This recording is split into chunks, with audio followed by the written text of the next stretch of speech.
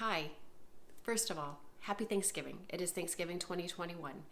I have a lot to be grateful for, a lot to be thankful for, and I hope you do too. I hope you are enjoying your day with your family. I'm looking forward to eating later with mine. Also, I wanted to say I was sorry that I haven't posted or been around much. I had this little thing running through our house called COVID, and so that was the priority, to just make sure we all felt better and got through that, and we did. We're good. So, my next story. This is the story of when a pretty famous major celebrity offered me to be a kept woman. This happened years and years ago, a long, long time ago, actually. And at the time, I was a talent manager for different TV shows, and I was asked if I would work a special event that was going to have a lot of celebrities, and so they needed several talent managers to help out. And since that's what I did for a living, I said yes, and I went. So a talent manager, just a little bit of a background, is they oversee a celebrity's appearance, whether it's a TV show, on set, wherever. They make sure that the transportation is arranged to get them there on time, safely. They oversee the entire visit, ensuring that their needs are met, that they get where they need to be on time, just everything, that it's just coordinated and it's smooth and seamless. And so that's what I did for a living. So I was asked to do this event. I went, and when I got there, I was told by the boss or the supervisor, or whoever it was at the time, that I had 3 different celebrities I would need to watch over during that event. Fine. The first one I knew very well, and it was Stevie Wonder. And so I went up to him and his entourage and introduced myself, and they said, you know what, you are not going to be needed tonight. We have it covered, and they did. They had plenty of people watching over things, handling things. Great. The second was a actor who was on a TV show at the time, and he was relatively new to the celebrity scene, I would say. And so he was very down to earth, and he more, I would say he seemed grateful to be there. So he didn't want to be a problem, a burden. He wasn't there yet. Okay. He told me basically just to make sure I get where I need to be, and I'll be good. I said, fine. The third was someone I actually had not really heard about much in my life. He was a celebrity who was very famous with people probably a bit older than I was. So I had to quickly ask who he was. We didn't have Google at the time, cell phones to check on things. So he was pointed out to me. I went and I introduced myself. He, on the other hand, needed lots of managing and help and oversight. He had a lot of call times to be on stage. He was used to somebody being there to help navigate, coordinate, and that was my job. I had no problem with that. Great. So we went on through the night. He was very busy. He kept me very busy. And during this time, we had a lot of downtime too, where we would just talk. And we talked a lot. And we really bonded over, I don't know, life, I guess. You know, I was able, for whatever reason, to share with him the turmoil that was living inside of me. I, at the time, felt very worthless. I felt ugly.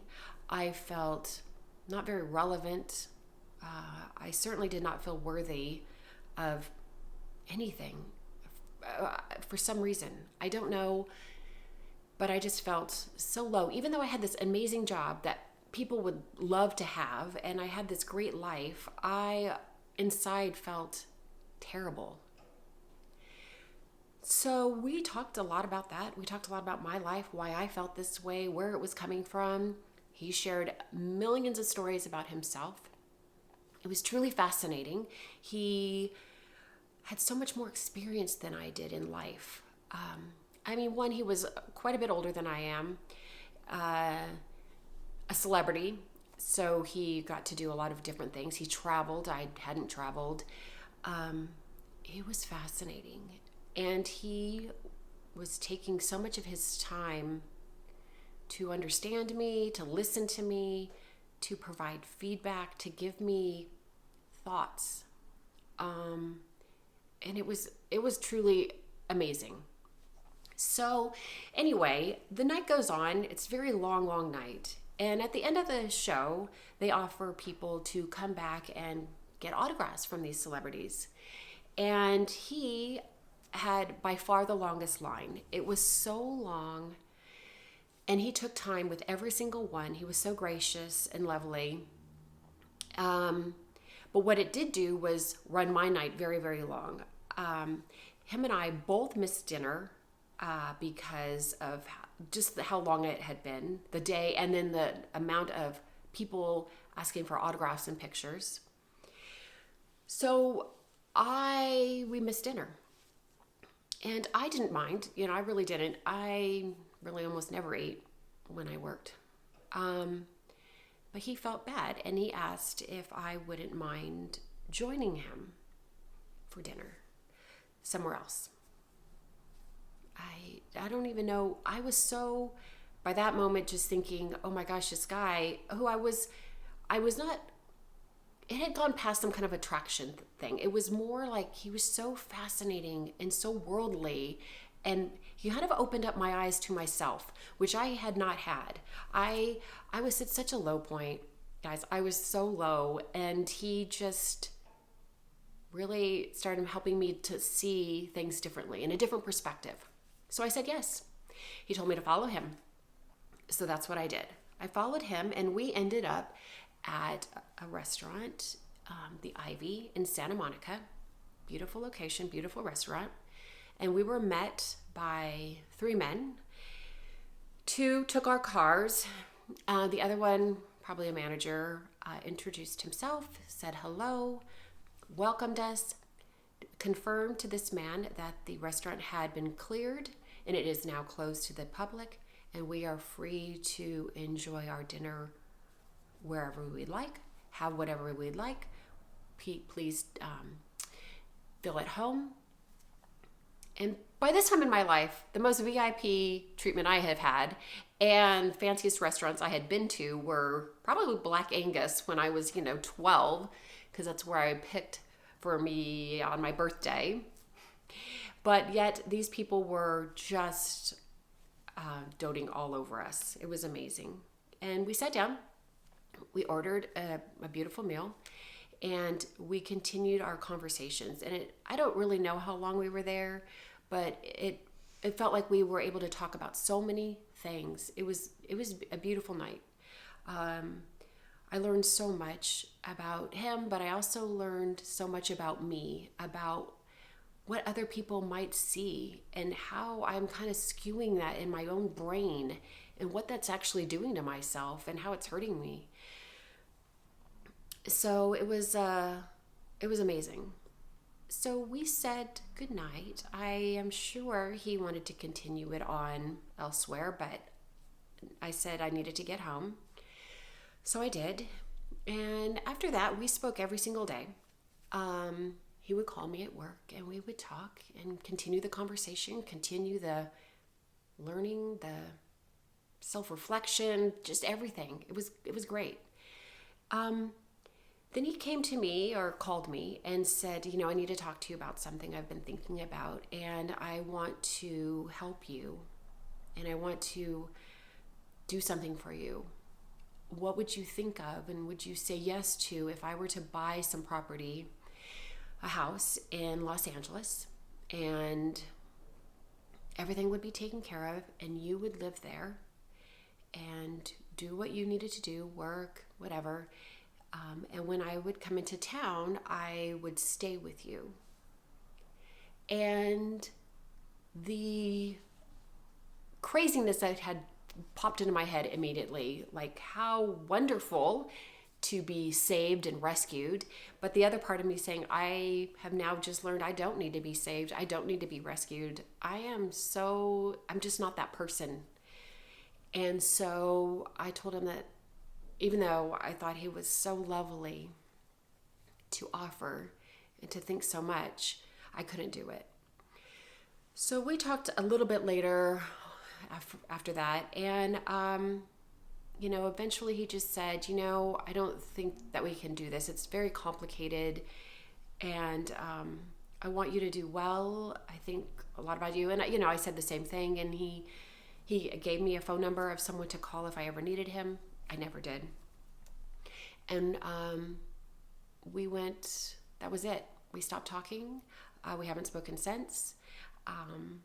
I ended up at some point writing him a letter. I sent it to his people, mostly just to say thank you for helping me see me and what others saw and kind of awaken my brain. And I didn't hear back. I just like to believe that those people, his people, didn't give it to him. But I hope he's doing really well. And no, I will not say who this is. I will never reveal. You could say who this is, and I'm going to deny it. And I'll tell you the few reasons why. One, I respect him. I think he's great. He was a really influential person in my life for a short period, but he really was. He helped me see. I changed my direction after him. And I would never want to betray that moment. Also, there's this new element. I think it's, woke, cancel culture that's out there and prevalent. And they thrive on finding any little thing that they can point out that is wrong and that can hurt someone. And I think they would disregard the fact that I actually think it was a beautiful thing. Yes, I see that there is probably elements that were not right, absolutely.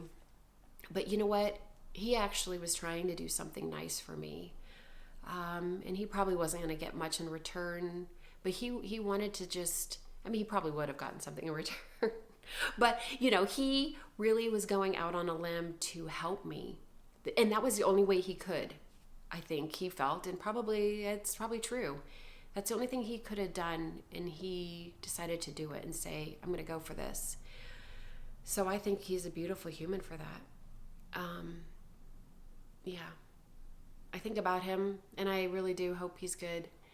And thank you so much. Hit subscribe. Hit like. Comment below. What do you think? Would you have taken it? Sometimes I kind of wish I did, but I did the right thing. I absolutely did the right thing.